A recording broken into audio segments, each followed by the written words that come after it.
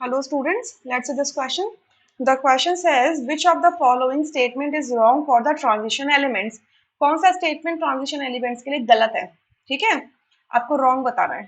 Transition elements क्या होते हैं? ऐसे elements या उनके corresponding ions जिनका d block incomplete d orbital incompletely field होता है. ठीक है, या तो उस एलिमेंट का या उसके कॉरेस्पॉन्डिंग आयन का, कैटायन का. ठीक है, अगर उसका d ऑर्बिटल इनकम्प्लीटली फिल्ड होता है तो उसको हम ट्रांजिशन एलिमेंट कहते हैं. अदरवाइज अगर वो कंप्लीटली फिल्ड है तो डी ब्लॉक एलिमेंट कह देंगे उसको. ठीक है, सो पहला लिखा है transition elements are placed from third to sixth period.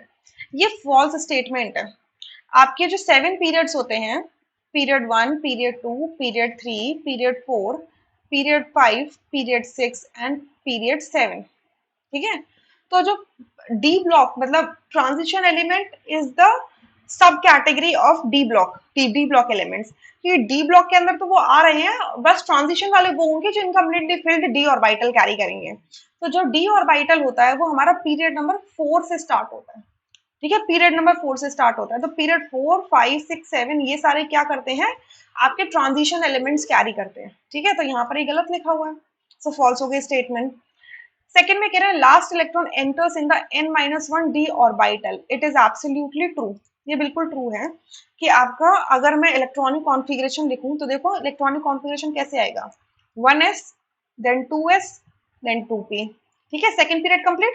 Third period में आएगा 3s and 3p, third period complete. But क्योंकि थर्ड पीरियड के अंदर जब भी हमें पता है कि जब n की वैल्यू 3 होती है तो उसमें d ऑर्बिटल आ जाता है, 3s 3p 3d आ जाता है. ठीक है, लेकिन 3p से पहले क्या फिलिंग होगी, 4s की फिलिंग होगी और फिर जाके 3d की फिलिंग होगी. ठीक है, मतलब आपका इलेक्ट्रॉन पहले किस में जाएगा, 4s में जाएगा और जो लास्ट इलेक्ट्रॉन होगा वो 3d के अंदर जाएगा. तो आपका ये क्या देख रहे हो, अगर हम इसको n बोलेंगे, ns बोलेंगे तो ये हो जाएगा n-1d. ठीक है, सो लास्ट इलेक्ट्रॉन जब n-1d ऑर्बिटल के अंदर जाता है तो वो ट्रांजिशन एलिमेंट्स होते हैं. क्लियर.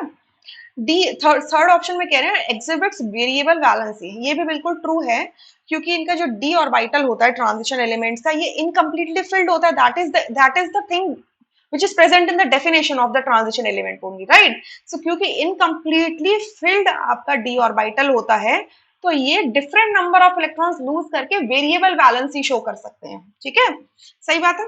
फोर्थ में कह रहे हैं कि आपका इलेक्ट्रॉनिक जनरल इलेक्ट्रॉनिक कॉन्फ़िगरेशन जो है वो ये है n-1 d 1 से 10 तक और ns में 0 1 2 मतलब ns ऑर्बिटल जो है मतलब 4s ऑर्बिटल है, इसमें 0 भी हो सकता है, 1 भी हो सकता है, 2 भी हो सकता है. तो ये स्टेटमेंट भी ट्रू है, ये स्टेटमेंट ट्रू है बिल्कुल. ठीक है, सो इस पूरे क्वेश्चन में हमें रॉन्ग ऑप्शन बताना था, रॉन्ग स्टेटमेंट बताना था. फर्स्ट में रॉन्ग लिखा हुआ है यानी कि ये ऑप्शन हमारा करेक्ट होगा, rest option are incorrect. Clear. I hope you understood this question really very well. एक बार ना इसका रेफरेंस ले लेते हैं. सो आप 11th क्लास की एनसीईआरटी पार्ट 1 के अंदर जाएंगे और आप पेज नंबर 84 जाएंगे. 84 में बिल्कुल लास्ट में एक कॉलम बनाया हुआ है the D block elements and transition elements. तो यहाँ पर लिखा है देखो electronic configuration n-1 d 1 to 10 और ns 1 to 2. जीरो भी हो जाता है. ठीक है, जीरो भी होता है, ऐसा नहीं है कि जीरो नहीं होता, जीरो भी ऑब्जर्व किया गया है. कब, जब सर्टेन कोई एलिमेंट अपने आयनिक फॉर्म में प्रेजेंट होता है. ठीक है, जैसे कि आप पैलेडियम में भी देख सकते हो जहाँ पे इसकी इलेक्ट्रॉनिक कॉन्फ़िगरेशन लिखी है 4d 10 5 और 0. क्लियर. सो यहाँ पे इसकी और प्रॉपर्टीज लिखी है जिसे आप जाके पढ़ सकते हो. Right. I hope you understood this question really very well. Thank you.